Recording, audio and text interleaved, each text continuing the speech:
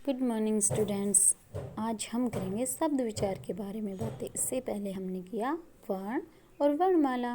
वर्ण भाषा की सबसे छोटी इकाई और वर्णमाला वर्णों के सुव्यवस्थित समूह को वर्णमाला कहते हैं। और आज हम बात करेंगे शब्द पर, जो किससे मिलकर बनता है? वर्णों से। वर्णों के मिलने से क्या बनता है? शब्द। जब हम कोई भी शब्द बोलते हैं, जैसे इस लड़के का नाम हमने बोला सुनील। इस लड़के का नाम हमने क्या रखा? सुनील। तो सुनील कितने वर्णों से मिलकर बना है? देखो बेटा,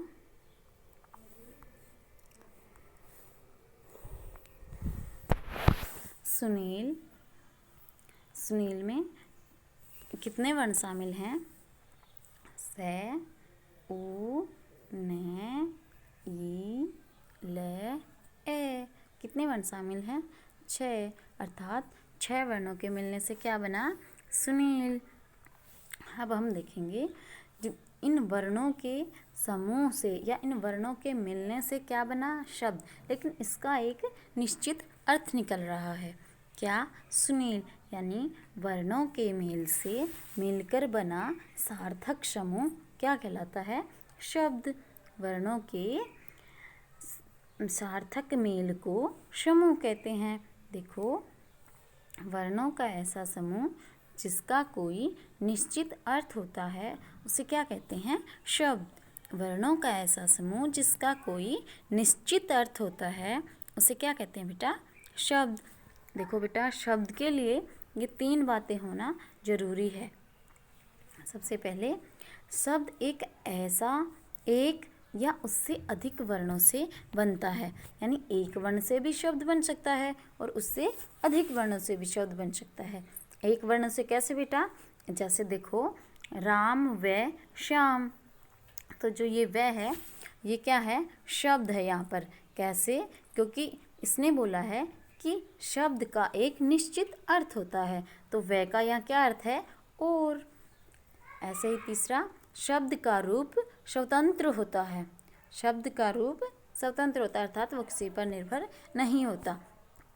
आगे देखो बेटा, इसके भेद आपको अच्छे से समझ आ गया होगा ना कि वर्णों का सार्थक समूह क्या कहलाता है? शब्द। आगे हम करेंगे शब्दों के भेद। शब्दों के जो भेद हैं उनका वर्गीकरण 4 प्रकार से किया गया है। जो शब्दों के भेद हैं उनको 4 भागों में बांटा गया है। नंबर 1 पे अर्थ के आधार पर, 2 उत्पत्ति के आधार पर, 3 रचना के आधार पर और 4 प्रयोग के आधार पर। प्रयोग के आधार पर बेटा, शब्दों का वर्गीकरण 4 प्रकार से किया गया है।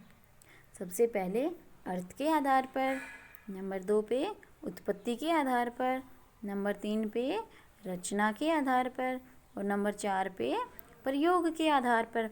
आज हम करेंगे अर्थ के आधार पर शब्दों के भेद। तो देखते हैं बेटा, अर्थ के आधार पर शब्द के 2 भेद हैं।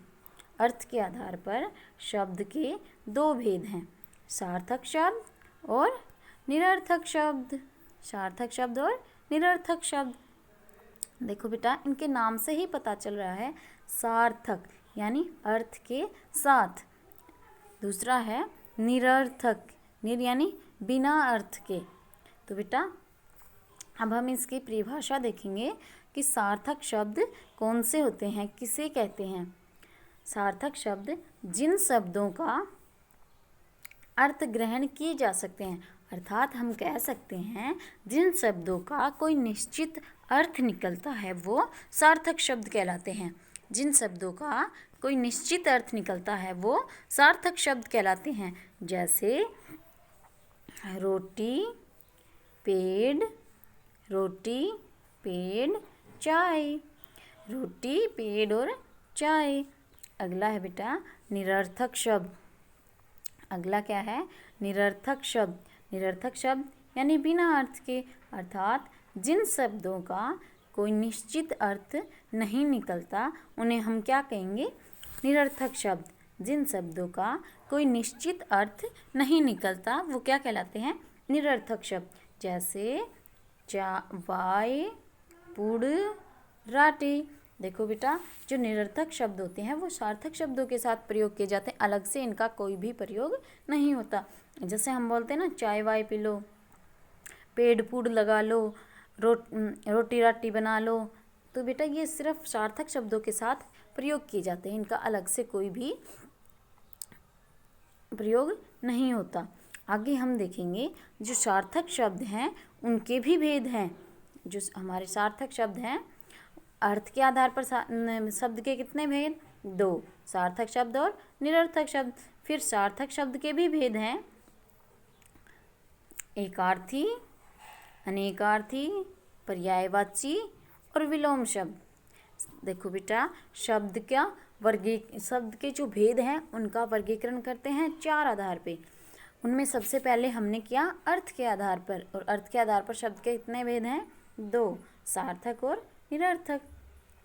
और फिर सार्थक शब्द के कितने भेद हैं?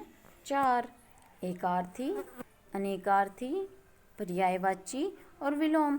इनको हम नेक्स्ट वीडियो में करेंगे। आज हमने देखा शब्द किसे कहते हैं। वर्णों के सार्थक मेल को शब्द कहते हैं, अर्थात जिसका कोई निश्चित अर्थ निकले वो शब्द कहलाता है।